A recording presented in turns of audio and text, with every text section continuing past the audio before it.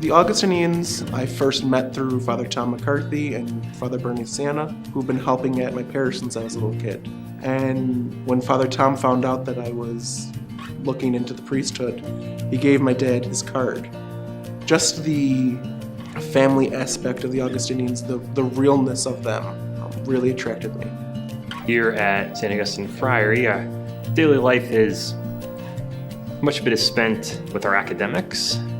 We also have a good amount of time spent as a community, particularly in prayer. Our day begins and ends with community prayer and Mass.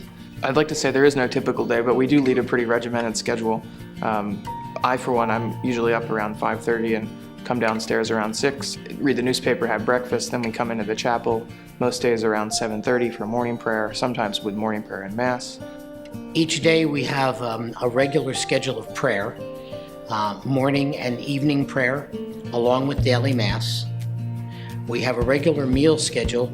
Some of the meals are very informal, whereas our evening meal is quite formal, and everyone is expected to participate in the house schedule unless there is some conflict with their supervised ministry. We have breakfast and we visit for a little bit, but then right after that people have class or ministry, and so right away we start moving. Do some homework, do some reading, get ready for class. In the afternoon, maybe have some gym time, some exercise time, and get ready to come together back in the chapel for evening prayer and then community dinner. Either evenings are free for some of us, or we have class at 7 o'clock, so it's a pretty full day. In order to be ordained, we have the Masters of Divinity degree, and we come here to Chicago for Catholic Theological Union, and we begin studying specifically theology and ministry. Coursework can be anywhere from liturgy to Bible to social justice, spirituality, so that we get a holistic approach to theology. I think it's a very well-rounded curriculum. You get to hear a variety of perspectives culturally and contextually. It's an extensive amount of work, including not only the Masters in Divinity General curriculum, and then also presiding and preaching to prepare me for ordination down in the future. I do get sort of a range of biblical studies this semester, as well as the sort of practical skills that are required of being a good minister in the church. For our second year at CTU, we have a ministry practicum. Some of us are in parishes, some of us are in some social ministries. This year I'm at St. Martin de Porres House of Hope, which is a home for women recovering from addictions. Currently, I'm at Ministry Practicum at St. Xavier University, working in campus ministry.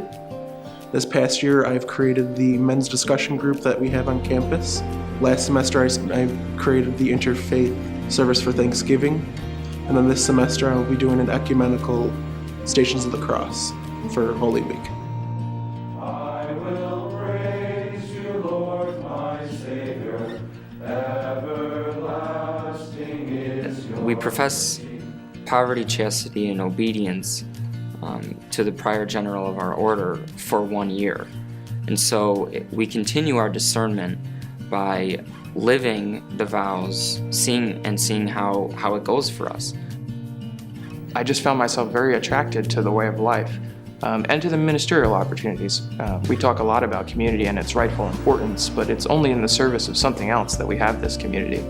And that's service to the church and the evangelization of contemporary culture and the cultivation of studies, as our constitutions talk about practically at the very beginning. To preach is to really share your heart.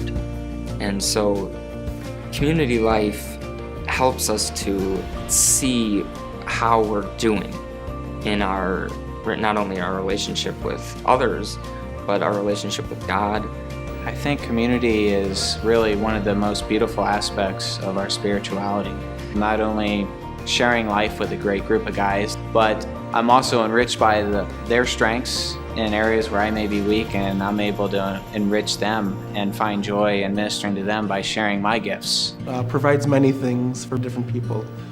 For me, it seems to provide me a place to call home It gives me the ability to pray, especially being a person who likes the group aspect of prayer.